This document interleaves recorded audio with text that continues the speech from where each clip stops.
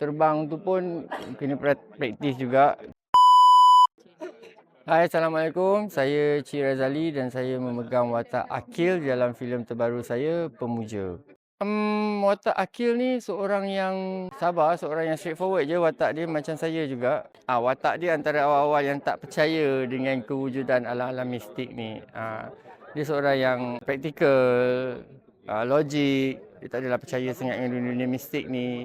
Ada sebenarnya banyak juga scene. Antaranya scene-scene yang nak kena rigging, nak kena terbang tu pun kena praktis juga. Kena ikat badan semua, lepas tu kena terbang, lepas tu nak kena tikam. Tu semua kita kena research juga, nak cari macam mana orang kena tikam sebenarnya. And then nak bagi perasaan yang betul-betul kita percaya dengan benda yang kita tak nampak. Mungkin kita bernasib baik sebab kita shoot time puasa. 90% dah diikat kan.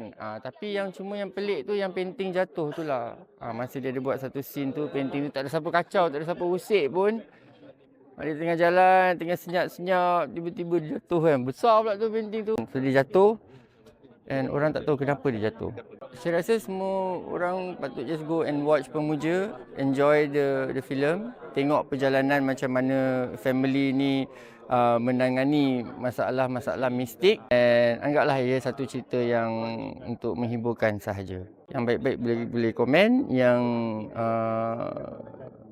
nak ajak kawan pergi tengok pun pergilah tengok ramai-ramai.